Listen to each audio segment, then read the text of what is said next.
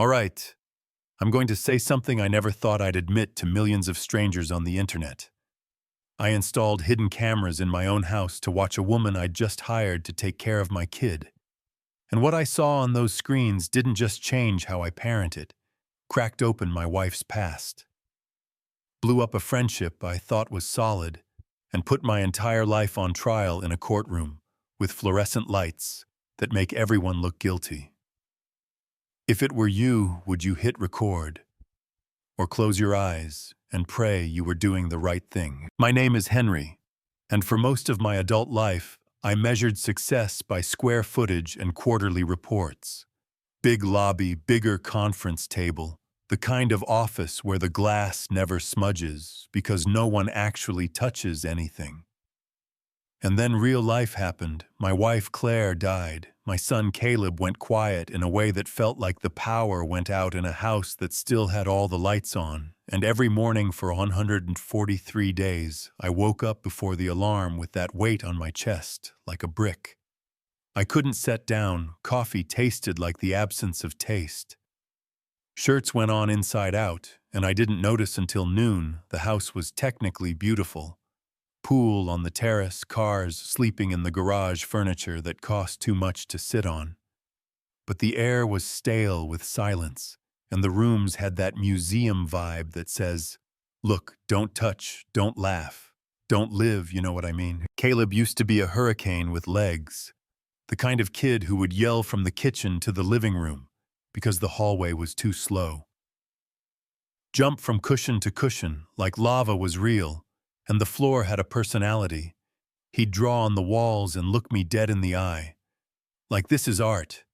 Dad, get on board, and after Claire, after the funeral and the casseroles and the talk that didn't talk about anything. Something in him shut down. He stopped asking for juice. He stopped needing help with the zipper on his jacket. He just disappeared into screens and corners. He became light footsteps and locked doors, and I gave him too much space because grief tricks you into thinking that space is love when sometimes love is actually sitting on the floor next to a closed door and waiting as long as it takes. We went through nannies, like the house had a sign that said, "Don't stay long, good women, patient women," people who brought sticker charts and whispered, "We'll get there," and none of them got there. One of them quit with her suitcase in her hand, while glass crunched under her shoes. From a cabinet door, Caleb shattered with a superhero figure. She cried. He locked himself in the bathroom. I sat on the hallway floor with my back against the wall, and my hands open like I was willing the door to understand English, I said. His name, nothing. I said it again, nothing. An hour went by in that kind of slow that hurts, and when he finally came out, he didn't cry or apologize or explain. He just said she left too, and the way he said too cut deeper than any therapist's question, because it meant he'd started expecting people to go. That night, I tried to make ramen, and somehow burned water. He pushed the noodles around with his fork, like they were something alive, and walked away without asking for ice cream, without negotiating for 5 more minutes of tablet time, and I stared at my reflection in the microwave door. Old man eyes on a not old man face hair that looked like I'd tried to fight the day and lost. And I decided something that I knew would make half the internet reconsider calling me a decent father. I installed cameras, not because I thought a nanny would hurt him, I never believed that, but because I didn't understand my own kid anymore. And I couldn't afford to miss the small moments when hope shows up like a stray cat at the back door. If you were me, would you have done it? Letitia's application didn't sparkle. No glossy photo, no paragraph that screamed, "Hire me," just a simple resume and a handwritten note on plain paper that said, "I know loss. I won't try to replace anyone. I want to help," the handwriting. Wasn't pretty, a little shaky at the edges, like the person had walked through weather and was still on their feet. I called her. She showed up on a Monday, with a small suitcase and sneakers that said I do the actual work. Hair pulled back. No makeup, no performance. And when I said 1 week trial, she said, okay, like she understood what that meant in a house where trust had burned to the ground. I had a camera in this kitchen, covering the bedroom hallway, one out on the terrace, a neat little grid of feeds next to my laptop, like a person who liked control but was pretending it was about security. The first hour, nothing happened. She unpacked, he stayed locked in his room. She asked if she could make a snack. I pointed.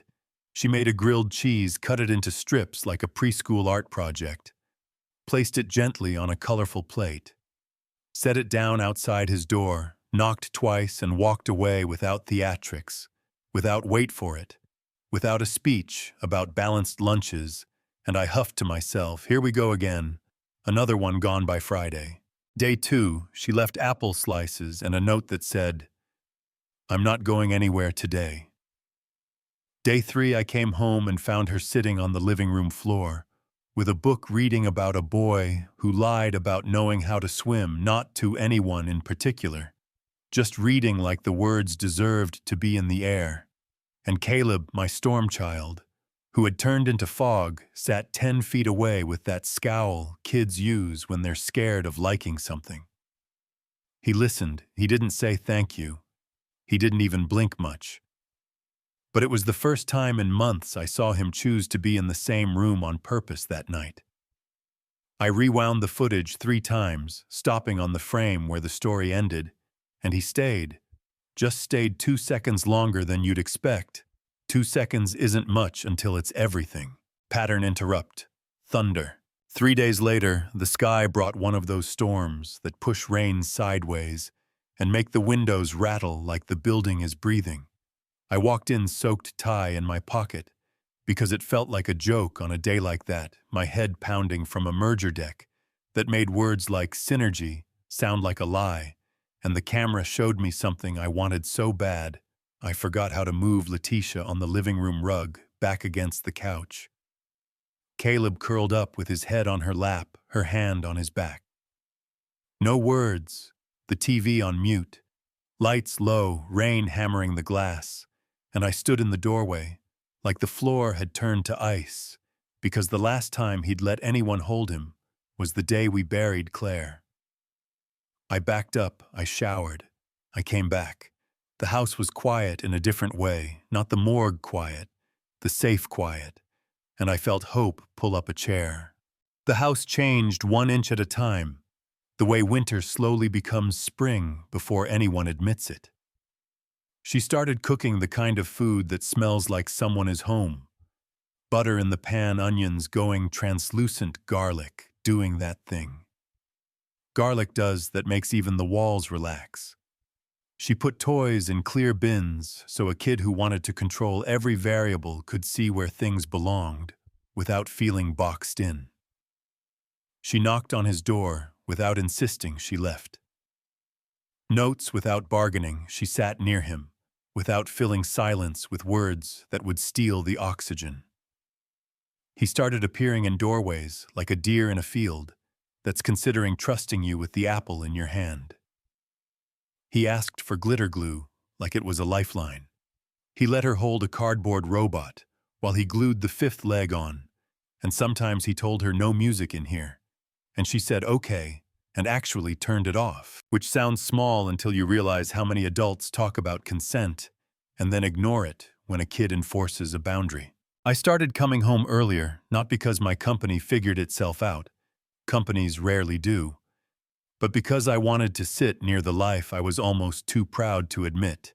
I'd slap the laptop shut and drift to the kitchen doorway to watch them without being seen, the way he rolled cracker crumbs between his fingers if he was nervous, the way she pretended not to notice when he stole a pancake and sprinted away like he'd robbed a bank, the way they both held their breath in the seconds before a thunderclap. And I kept thinking, if you were me, would you keep the cameras on, or would you try to trust with your eyes closed? And that's when an old ghost walked through the front door of my phone. Gavin. Gavin used to be on my side of the table, law school, smile, smooth voice. The kind of guy who says my friend and means my opportunity. He texted me long time, heard, Claire left some things unsigned, nothing big, let's chat. And a picture dropped into my inbox a day later. A letter with Claire's signature and a paragraph that suggested she wanted to transfer assets to him in recognition of services rendered. My breath went somewhere else. I checked files. I called the accountant. I looked through drawers. I hadn't opened since the funeral. Nothing. I sat in my office with the monitors glowing like a cheap constellation, and I felt shame rise up like a fever. Did I miss something while I was busy scheduling grief into 30-minute blocks? Did she sign something and choose not to tell me because I wasn't listening? Be honest, if it were you. Where would your anger go first, at the man with the letter, or at yourself for not noticing the storm behind your own front door? Letitia didn't try to fix it with affirmations or that brittle cheer some people use when they're scared. She just noticed she showed me a photo she'd snapped across the street from Caleb's school. A man in a dark suit standing still in the kind of way that means he's not waiting for a ride. He's waiting for a moment.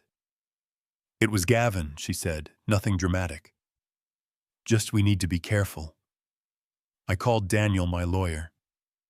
Not for a calm talk, but for the kind where you say words like injunction without choking on them. We lined up a forensic examiner because I suddenly cared about the shape of letters and the pressure of pens more than I cared about the market opening in Tokyo. We started pulling boxes out of storage. We built a timeline. And while all that was happening, life did the thing life always does. It handed us another loss. Letitia's mother died at 6:43 a.m. on a Wednesday, and she turned into quiet stone. Not dramatic, not performative, just gone inside. She packed a bag without looking in the mirror. She told Caleb she had to go take care of family and didn't know when she'd be back. He gave her a drawing of a rocket and said it would help her get there faster. And she left the house, went dim in a way that had nothing to do with light bulbs. We tried to keep routine-like. Routine was a spell, it wasn't. Caleb's room went still, the art wall stopped growing, the glue dried out in the cap, and I found myself making toast at 10 p.m. because the sound of a knife on bread felt like proof that something could still be done right. She didn't text. I understood grief chews through battery life. But I started talking out loud to an empty kitchen, like an old man who'd lost the thread of his day. Then the school called. A man tried to deliver a gift to my son. At pickup, said he was a family friend. Knew full names, knew his grade, knew his mother's name. Security turned him away. I told them to call me and the police if he ever showed up again. I called Letitia, lock the doors. Don't answer the bell, keep him with you, I'm on my way. And I drove home like the car was more animal than machine. Pattern interrupt. Burned toast. The next morning, a process server brought an envelope that felt heavier than paper. Inside, Gavin had filed a motion to reevaluate Claire's estate, leveraging that so-called letter, and a printout of old emails that read like someone trying to drown you with your own water. Daniel filed our complaint. The court put a date on a calendar that suddenly ruled my life. And while all that turned in the background like a storm cloud that doesn't move. Letitia came back to the city, no trumpet, no text to prepare the moment, just her hand on the gate, buzzer, and her shoes by the stairs. An envelope sat on the small table in her room in my handwriting. If you decide to come back, you don't need to knock. This house is yours. When she went to pick up Caleb, he saw her and stopped. Not running, not smiling, just stopping like a kid who met his reflection in a window. He didn't expect she knelt. He asked if she was staying, she said. I don't know yet, I'm here now. He walked into her arms with a careful hug that respected his own fear, and I breathed for what felt like the first time in days. Court is a strange theater. You stand under lights that hum, you speak into the air. Like it's hungry, the examiner put 3 documents on a table: Gavin's letter, Claire's real notes, and a third note we found in storage that included her handwriting. On a day I still remember, because the hospital room smelled like lemon cleaner and dread, he traced loops with a pen cap, and said the R's on the forged letter were wrong. The N's didn't curl. The way her hand always curled them, the pressure changed mid-stroke. The margins told on the author parts of the signature had that dead look of something traced.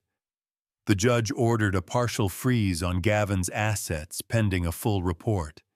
And for the first time in a long time, I felt a win that wasn't about stock prices. It was about truth that can breathe without someone else's permission. Stick around because what happened next will blow your mind.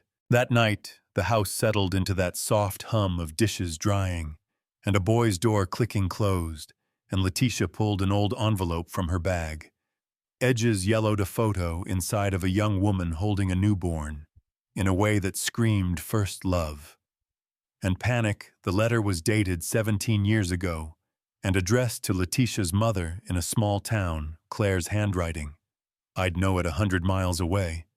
Said she was pregnant and scared and didn't feel supported, and that she trusted this woman to raise the baby quietly until she could figure out what her life was going to be. She wrote that she hoped the little girl would have a decent life without the noise, and maybe one day their paths would cross and it wouldn't blow everything up. I dropped my cup. It shattered hot water racing across tile like it had somewhere to be.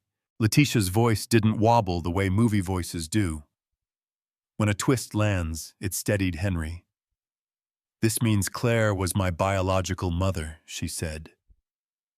There were torn notes with Bennett and Bennett Jr., written in a hurry, and in the storage box with the recipe book and the medical forms. There was a partial genetic test with her name faint, but there it looked like Claire had tried to confirm the link and never finished. Maybe life got in the way, maybe fear, maybe both, and I sat on the floor because the couch was too far away and laughed. The kind of laugh that's half sob. The nanny who saved my son was the daughter my wife didn't tell me about. Do you think that's fair? That a secret can sit in a box for 17 years and then walk into your kitchen and ask for a seat at the table? We planned a proper DNA test because facts don't change love, but they steady the ground under your feet. We told Caleb gently. He cried like rain on a good roof, soft but steady, I told him. I was his dad because I choose him every day. No paper can change that, Letitia told him. She missed him before she knew him. He pressed his face into both our shoulders and hiccuped the way kids do when their heart is learning a new shape. And that night, he slept between us with his hand on mine and his foot on her knee, like he was anchoring us so we wouldn't drift. Gavin called with that calm tone predators use when the trap doesn't spring the way they practiced. He suggested a settlement to avoid press. I hung up. We filed more paper. The examiner's final report said forgery out loud, in a way no lawyer could weasel around. Hybrid signature. Altered margins, retouched strokes. The judge extended the freeze and laid out a path to charges that used phrases like attempted usurpation of an estate and false representation. Gavin tried to smile in the hallway, the kind of smile that says, "Remember the old days," and I looked at him the way you look at a stranger who borrowed your history without asking. Life after the reveal wasn't a montage with acoustic guitar. It was spaghetti on a weeknight, and a kid who wanted to build a time machine out of boxes and foil it was Letitia. Cooking garlic bread that Caleb swore tasted like soap and then asked for more. It was me burning eggs and her laughing softly and saying, "I've had worse from expensive restaurants."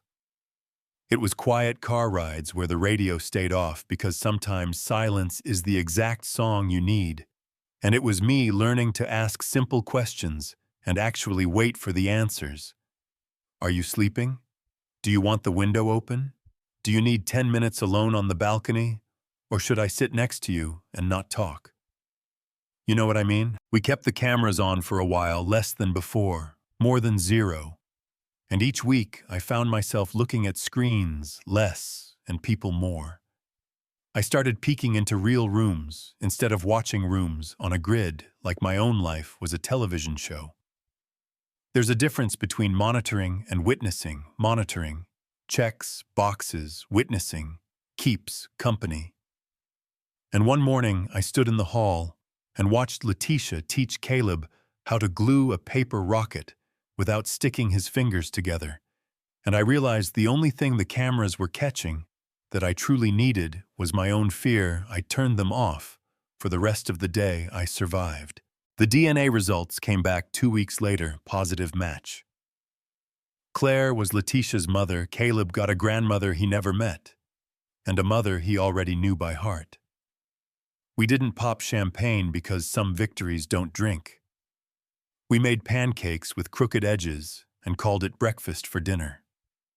We taped the lab report inside a folder with Claire's letter and the old photo. We put the folder on a shelf we actually use, and then we kept going because that's what families do. When the plot twist lands, they keep going together. Here's the part that will bother some of you, and I'm asking you to tell me exactly why in the comments. Is it right to put surveillance in a home where a child's trust has already been broken? Did the cameras help me notice my son's tiny signals? Yes. Did they also give me permission to stand at a distance when what he needed was my knees on the rug and my phone in another room? Also, yes. Do you think that's fair?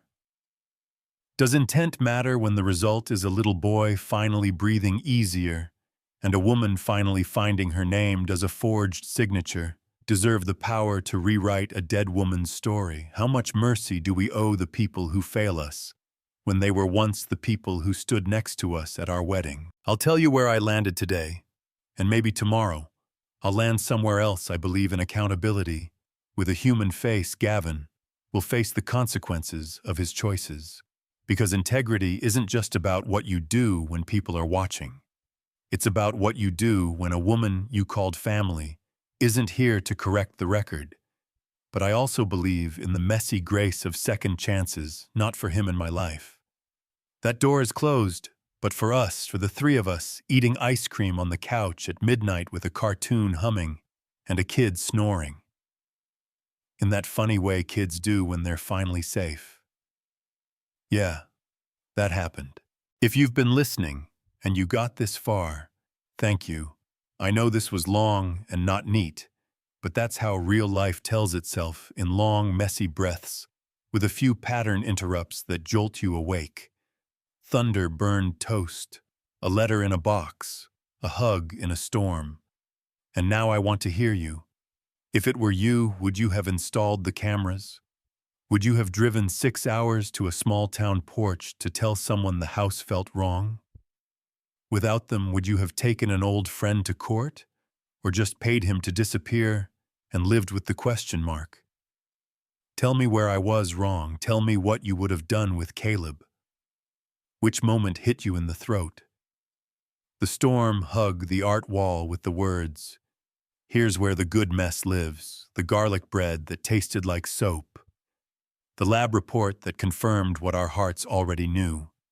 And if you've been through something like this, grief, guardianship, legal messes, long secrets that finally tell the truth, put it in the comments so somebody else scrolling at 2 a.m. knows they're not alone. Stick around, because the next part of this story is about rebuilding. Without the cameras, about teaching a kid that secrets can be healed without becoming weapons, about honoring a woman who loved us imperfectly and still somehow protected us from beyond a date on a headstone. And if you got value from this, hit subscribe, share this with a friend who needs a little light, and drop your take, agreement, disagreement, all of it. In the comments I'll be reading. We'll argue respectfully. We'll laugh at the same dumb parts. We'll breathe through the hard parts together. And maybe, just maybe, we'll all go to bed a little less alone tonight.